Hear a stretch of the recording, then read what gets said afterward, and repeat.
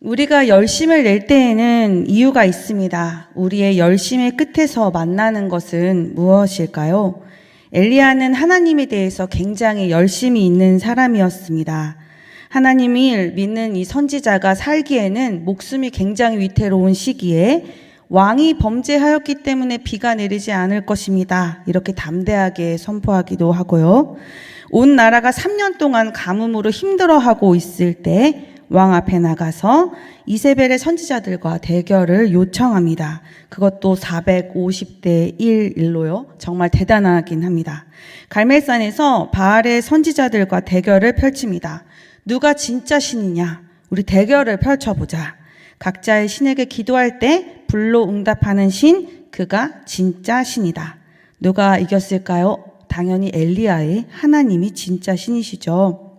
바알의 선지자들이 아무리 바알을 불러보아도 대답하는 이 하나 없습니다. 돌아보는 이 하나 없습니다. 반면 엘리야는 제단과 주위를 이 파란 판 도랑이 물이 가득 넘치도록 물을 들이부어서 불이 붙을 수 없는 상황 속에서 하나님께 기도합니다. 그러자 하늘에서 불이 내려와 제단을 태우는데 얼마나 강렬한지 이 제단뿐만 아니라 도랑에 가득 찼던 물마저 모두 다 태워버렸습니다. 이때 모든 백성들이 하나님 앞에 엎드려 이렇게 외칩니다. 여호와구나. 여호와가 진짜 하나님이시다. 엘리야는 이스라엘 백성들에게 명령해서 바알의 선지자들이 도망가지 못하게 붙잡아 두고 이 기손 시내가에서 그들을 죽입니다. 완전한 승리를 하고 아합에게 이렇게 말해요. 이제 먹고 마시소서. 비가 내릴 것입니다. 그리고는 산꼭대기로 올라가서 비가 올 때까지 기도합니다. 아까의 기도는 한 번의 기도였잖아요. 지금은 7번이나 하늘을 확인하면서 기도를 합니다.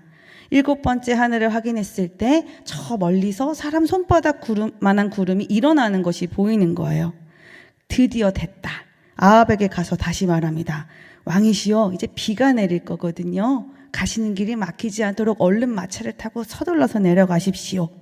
보니까 정말 비구름이 몰려와서 하늘이 캄캄해지고 비가 쏟아지는 거예요. 아합이 마차를 타고 막 내려가고 있는데 엘리야는 허리에 딱 끈을 동이더니 맨발로 막 달려가기 시작해요. 그런데 마차보다 더 앞서서 빨리 달려가 버립니다. 어떻게 그렇게 달릴 수 있었느냐? 열왕상 18장 46절에 이렇게 설명해요. 그것은 여호와의 능력이 엘리야에게 임했기 때문이다. 지금까지 엘리야가 보여준 모습 진짜 완벽합니다. 정말 대단한 사람이에요. 그런데 이세벨이 난리가 난 거예요. 자신의 선지자들이 모두 죽임을 당했잖아요. 그래서 사신을 보내서 엘리야를 죽이겠다고 협박합니다. 이 이세벨의 협박은 그동안 했던 행동에 비하면 그렇게 강한 것은 아니었습니다. 이세벨은 하나님을 믿는 선지자들을 모두 잡아서 죽였거든요. 그런데 지금은 직접 나타난 것도 아니고 그냥 협박을 해서 경고를 보내요. 야, 가라. 내 주변에서 그냥 가. 이세벨의 입장에서는 모든 분위기가 엘리야 쪽으로 기울고 있다는 것이 확연히 보였죠. 그럼에도 불구하고 지금 이세벨은 마지막으로 큰 소리 한번 쳐보는 겁니다. 그런데 어찌된 일인지 엘리야의 마음이 덜컥 내려앉습니다. 열왕기상 19장 3절에 보면 그가 이 형편을 보고 일어나 자기의 생명을 위해 도망하여 라는 표현이 있습니다. 이렇게 이런 마음이 있었겠죠. 내가 이렇게까지 해서 승리를 거뒀으면 이세벨도 그 좀 변해야 되는 거 아닌가? 그런데 이 엘리야의 눈에는 그게 변한 것처럼 보이지 않았던 것 같아요. 그래서 마음이 바닥에 뚝 떨어져 버립니다. 그리고 광야로 가서 로뎀나무에 앉아서 아래에 앉아서 하나님께 이렇게 고백합니다. 열왕기상 19장 4절인데요. 여호와여 넉넉하오니 지금 내 생명을 거두시옵소서. 나는 내 조상들보다 낫지 못하나이다 니이다. 목을 놓아서 대성통곡을 하면서 나를 죽여달라 나를 죽여달라 신세 한탄을 해요. 그렇게 실컷 울고선 잠이 듭니다. 천사의 도움으로 먹고 마시고 자다가 일어나서 하나님이 계신 호렙 산을 향하여 갑니다. 이렇게 모든 것이 무너질 것 같을 때는 어디로 가야 합니까? 하나님께로 가야죠.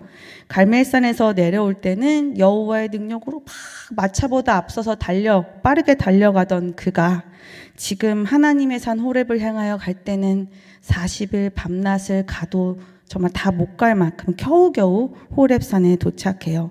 호렙산으로 가는 길은 그 정도까지 걸리는 길은 아니라고 하는데 정말 오래 걸려서 하나님께로 갑니다. 이전에는 문제없이 모든 일을 잘 해나갔는데 별것도 아닌 일에 내가 와르르 무너지고 있다면 이것은 그 전에 잘하던 그 내 일이 뭔가 올바르지 않은 것일 수도 있겠다라는 신호를 지금 나에게 보내고 있는 겁니다. 이럴 때는요, 늦더라도 더디더라도 모든 것을 가지고 하나님께 가는 겁니다. 오래 걸려도 괜찮습니다. 엘리야도 그랬어요. 낙심하지 말고 하나님께 나아가는 우리가 되기를 소망합니다. 그런데 이렇게 겨우 도착한 호렙산에서 엘리야 드디어 하나님을 만나는데 하나님께서 물어보시는 거죠. 엘리야, 너 왜 지금 여기에 있느냐? 너가 왜 지금 여기에 있어? 그러니까 엘리야가 대답을 합니다. 열왕기상 19장 10절 말씀입니다. 그가 대답하되 내가 만군의 하나님 여호와께 열심히 유별하오니 이는 이스라엘 자손이 주의 언약을 버리고 주의 제단을 헐며 칼로 주의 선지자들을 죽였음이오며 오직 나만 남았거늘 그들이 내 생명을 찾아 빼앗으려 하나이다. 하나님께서 말씀하십니다. 엘리야, 너 안 되겠다. 너 여기 앞에 딱 서봐. 그러더니 하나님께서 엘리야 앞을 지나가시는 거예요. 그런데 하나님보다 먼저 크고 센 바람이 지나가는데 얼마나 센지 큰 바위가 부서질 지경이었습니다. 그 다음에는 지진이 지나가고 그 다음엔 큰 불이 있었어요. 그런데 이런 것들이 지나가는 가운데 하나님이 계시지를 않습니다. 불이 지나간 후에 세미한 소리가 지나가는데 하나님은 그 세미한 소리에 계셨습니다. 이 장면 굉장히 독특한 장면이죠. 이것이 뜻하는 바가 무엇이냐? 학자들의 여러 가지 견해가 있습니다. 바람, 불, 지진은 하나님이 오시기 전에 심판을 상징하는데 이것은 하나님의 능력을 보여준다. 그러나 본질적 임재는 아니다라는 견해도 있고요. 또 이런 현상을 크신 하나님에 대해서 말하고 있는 학자도 있습니다. 이 왕이 지나가기 전에 군대가 왕이 지나가실 길을 다 장애물을 제거하는 것처럼 하나님이 지나가시기 전에 이 왕의 위엄을 보여주는 것과 같다라는 표현이 있는데 저는 사실 처음에 이런 것들이 먼저 다 지나가실 때까지 하나님이 지나가시지 않았으니까 하나님이 크신 분이라고 생각을 했어요. 그런데 다시 살펴보니까 이 심판의 의미도 맞겠다라는 생각이 들었습니다. 하나님은 이런 큰 현상 속에 계시지 않았습니다. 엘리야가 했던 기존의 사역은 하나님 앞서서 지나갔던 그렇게 큰 자연 현상과 좀 닮아 있습니다. 사실 그 현상과 하나님이 전혀 상관없는 것은 아니었지만 하나님은 그 현상 속에 계시지 않으셨습니다. 진정한 하나님의 임재는 세미한 음성 가운데 있었습니다. 이것이 시사하는 바는 굉장히 큽니다. 엘리야가 넘어지고 쓰러지는 결정적인 지점에는 항상 그의 열심이 크게 자리 잡고 있었습니다. 하나님, 내가 하나님 앞에서 이 정도 하지 않습니까? 그럼 내가 원하는 딱 이 정도의 결과가 나와야 되는데 지금 어떻습니까? 이거 나만 죽게 생겼습니다. 하나님은 지금 뭐 하고 계십니까? 뭐 하고 계세요? 이렇게 외치는 엘리야에게 하나님은 자신이 어디에 임재하시는지를 보여주고 계신 거예요. 조용하고 별일 없어 보이는 것 같은 세미한 음성 가운데 계셨습니다. 하나님은 항상 기적적이고 파괴적인 것으로만 일하지 않는다는 것을 지금 엘리야에게 보여주고 있는 것입니다. 이 기대하고 있는 확실한 변화가 내 눈앞에서 일어나지 않는다고 해서 하나님께서 일하시지 않는다는 것은 아니죠. 세미한 음성 가운데 계신 하나님을 보았음에도 엘리야는 겉옷으로 자기의 얼굴을 가리고 구리는 곳으로 다시 갑니다. 다시 피하는 것이죠. 하나님께서 또 가서 물어보시는 거예요. 엘리야, 너 왜 지금 여기 있어? 응? 왜 여기 있냐고. 그러자 이렇게 대답하죠. 하나님, 제가 하나님에 대한 열심이 유별나요. 나만요. 이스라엘 백성들 보십시오. 하나님과의 언약 다 버리고 제단을 헐고 하나님을 믿는 선지자들을 다 죽였잖아요. 이제 나만 남았는데 이제 나마저 죽이려고 합니다. 이 고집.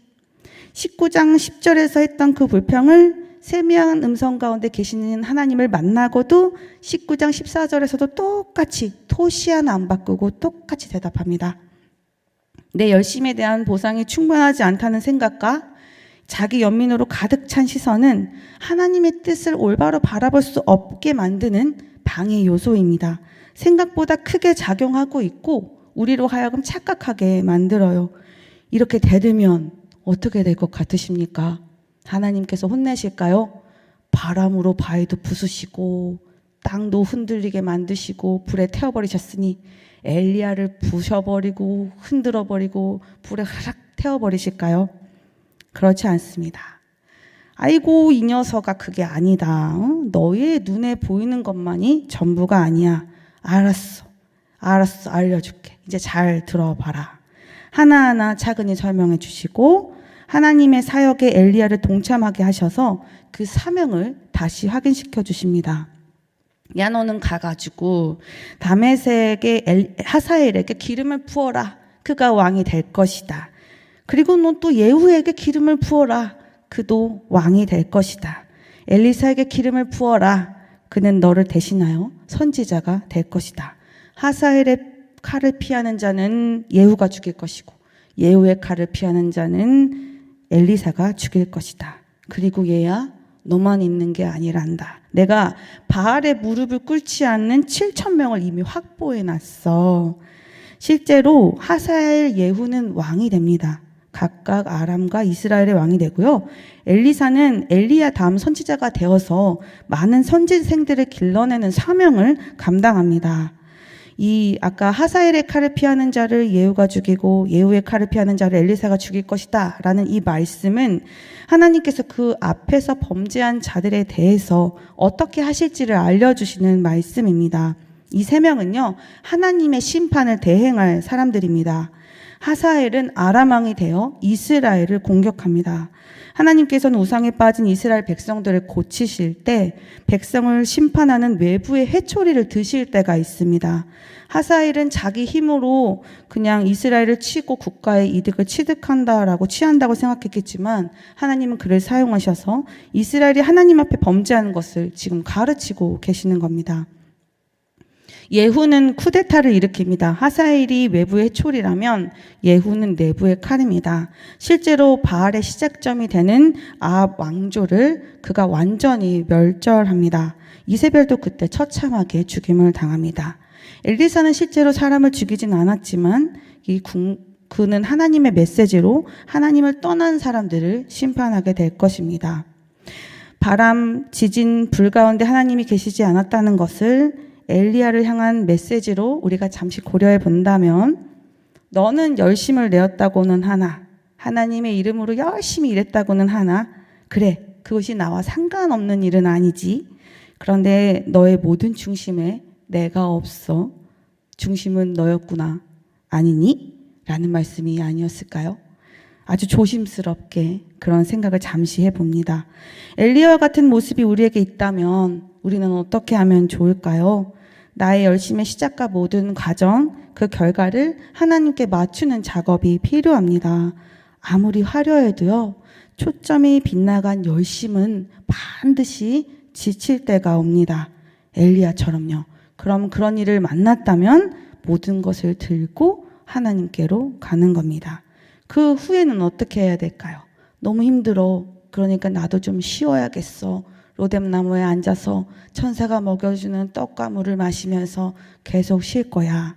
아니요. 하나님의 마음을 품고 기도하고 최선을 다해서 다시 시작합니다. 저는 마침 지난주에 유년부 친구들과 함께 느헤미야 말씀을 나눌 기회가 있었습니다. 느헤미야는 예루살렘에 엄청난 어려운 일이 있었다라는 소식을 접하게 됩니다. 그는 불타는 마음을 감당하지 못해 그 자리에 주저앉아 엉엉 울고 말아요. 로뎀 나무 아래 앉아서 하나님 앞에 엉엉 울던 엘리야와는 다른 원인이었습니다. 느헤미야가 민족에 대한 사랑이 그렇게 커서 그런 모습을 우리에게 보여주었을까요? 그런데 이 세상에서 누가 예루살렘이 당한 이 상황을 가장 안타까운 마음으로 바라보겠습니까? 하나님만큼 안타까운 마음으로 바라보는 존재는 없을 겁니다. 이 느헤미야는요, 하나님의 마음을 이렇게 통으로 그냥 바로 고스란히 받은 거예요. 금식하고 회개하며 간구의 기도를 하나님께 올려드립니다. 하나님께서 이스라엘 백성을 통해서 그렇게 보시고 싶었던 그 모습, 자복하며 회개하며 하나님께로 다시 가고 싶어요 라는 간구를 이 느헤미야가 기도를 드리죠. 하나님께서는 이 아닥스다 왕에게 은혜를 입게 해달라는 그의 기도에 즉각적으로 응답하십니다. 그래서 술간언이 돼요. 당시 술간언은 왕과 가까이 있으면서 사사로운 이야기부터 공적인 이야기 모두 다 자유롭게 나눌 수 있는 굉장히 좋은 직책이었습니다. 그런데 절호의 기회가 왔을 때 느헤미야는 자기가 잡을 수 있는 기회를 다 잡아요. 왕이시여, 제가 예루살렘 건축을 좀 해야겠습니다. 그래? 갈 거야? 네, 가야겠어요. 얼마나 걸리냐? 이러르르 걸릴 것 같은데요? 그래, 갔다 와. 왕이시여, 저 통행증 좀 끊어주시면 안 되겠습니까? 저 조서 좀 써주셔서 마음껏 좀 다니게 해주십시오. 그래, 써줄게. 왕이시여, 저 나무 좀 주세요. 저 그거 하려면 나무가 필요한데 왕 나무 많이 가지고 계시죠? 저 좀 주세요. 다 받아가지고 왕의 호위 군사들을 붙여가지고 예루살렘에 도착해서 성벽을 쌓는 일들을 다 완수를 해요. 그런데 이 성벽을 짓는 동안에 느헤미야에게 참 어려운 일이 있었습니다. 그것을 방해하는 세력들을 만났거든요. 그런데 이 방해하는 세력은 엘리야가 이세벨을 통해서 경고를 들은 것보다 더 센 강도로 다가오는 것들이었어요. 느헤미야가 흔들리지 않는 거예요. 얼마나 담대하고 당차게 자기에게 주어진 일을 잘 마치는지 모릅니다. 참 좋은 리더십을 우리에게 보여줬죠. 왜 이렇게 당차할 수 있었느냐? 느헤미야가 엄청 뛰어나고 뭔가 성격이 좋고 능력을 갖추었기 때문이냐? 아니요. 이거 내 것이 아니거든요. 이거 하나님께 마음을 통으로 받아서 하나님이 나에게 주신 거기 때문에 당당하고 힘있게 나아갈 수 있었던 거거든요. 이건 하나님이 주신 겁니다. 연말입니다. 연말. 내년에 또 우리에게 맡겨주신 귀한 사역과 이 사명들이 있을 겁니다. 사역과 사명이라는 이름 뒤에 감춰진 나의 잘못된 열심이 혹시 있다면 한번 잘 점검해 보시는 시간들이 되기를 원합니다. 그리고 하나님의 뜻과 마음을 받아서 힘을 내어 헌신하시는 우리 성도님들 되시기를 진심으로 소망합니다. 그리고요, 기도하기를 소망합니다. 사실 하나님께서는 모든 계획을 다 실행하시는 분이십니다. 우리의 기도가 그것과 이제 관련이 있는 것은 하나님께서 계획하시는 일에 나를 부르셔서 동참해 주셨기 때문에 우리가 정말 힘이 나는 거예요. 그래, 이리 와봐봐. 같이 해보자. 어때? 굉장히 좋지? 하나님께서 우리에게 그렇게까지 해주시는 거예요. 이것만큼 영광되고 감사한 일이 없죠.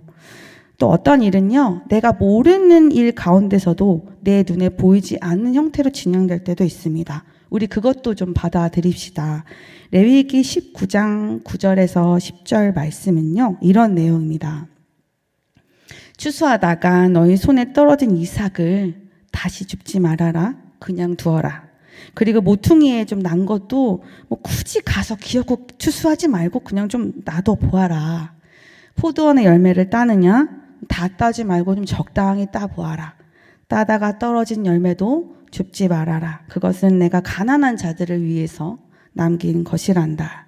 이렇게 추수를 하려고 이제 배웠어요. 그리고 손에 쥐다가 우리 손에서 나도 모르는 사이에 이렇게 떨어진 이삭과 이 열매들은 우리 입장에서는 우연이고요. 이거를 발견하지 못하면 실수인 겁니다. 되게 알고 그냥 놓고 지나가는 거니까요. 우리가 의도하지 않은, 내가 예측하지 못한 에피소드죠. 아주 작은. 그런데 이 작은 에피소드 속에 하나님께서 가난한 자를 먹이시기 위한 계획이 담겨 있다는 거예요.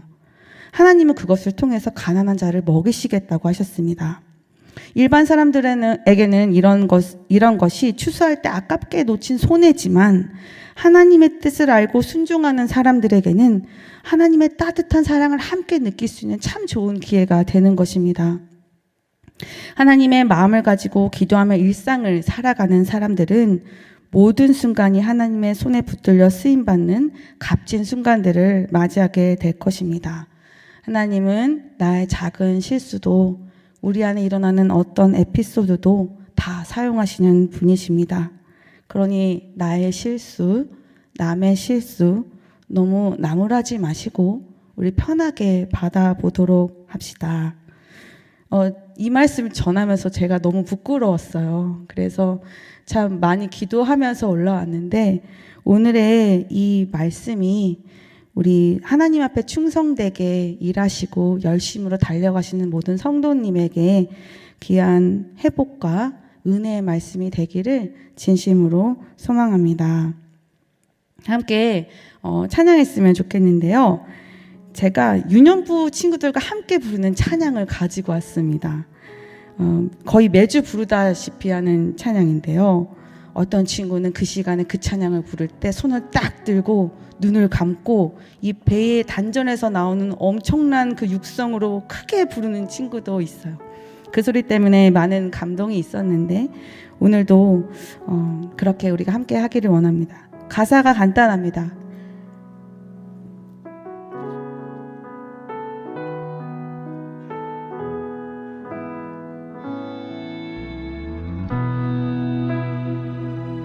이해되지 않는 말씀 마음속 누를 때도 이해되지 않는 말씀 마음속 누를 때도 믿음을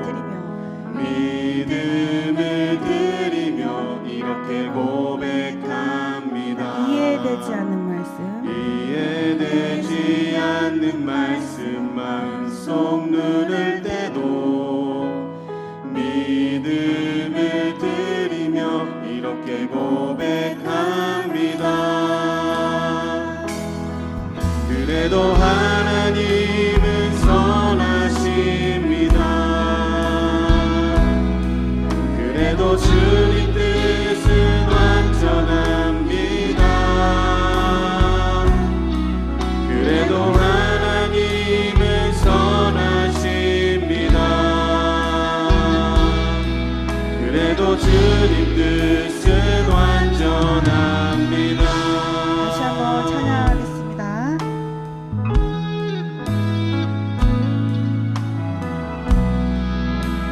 이해되지 않는 말씀 마음속 누를 때도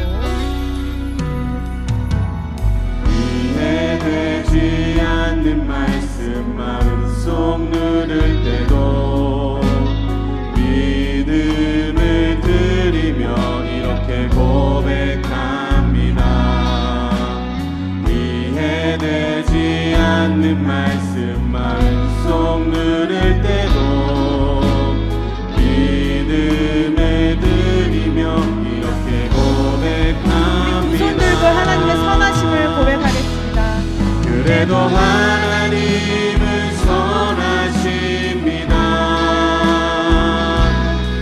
그래도 주님 뜻은 완전합니다. 그래도 하나님은 선하십니다. 그래도 주님 뜻은 완전합니다. 다시 한번 고백합니다. 그래도 하나님은 선하십니다. 그래도 하나님은 선하십니다. 그래도 주님 뜻은 완전합니다. 그래도 하나님은 선하십니다. 그래도 주님 뜻은 완전합니다. 아멘. 우리 한 마음으로 기도 제목을 함께 읽도록 하겠습니다. 하나님의 마음을 우리에게 주옵소서. 주의 마음으로 우리의 삶과 상황을 바라보고 주신 사명 감당하는 은혜가 있게 하옵소서. 아멘. 주님의 뜻을 구할 때마다 밝게 보여주소서. 나의 인생의 모든 순간을 선하신 뜻대로 사용하시는 하나님을 신뢰하며 힘있게 충성하는 사명자 되게 하소서. 아멘. 기도하는 자 되기를 원합니다. 기도의 자리로 나와 주께 간구하며 하나님의 모든 사역에 동참하는 은혜를 허락하소서. 아멘. 우리 주신 기도 제목 기억하며 주님의 이름 부르며 함께 통성으로 기도하시겠습니다.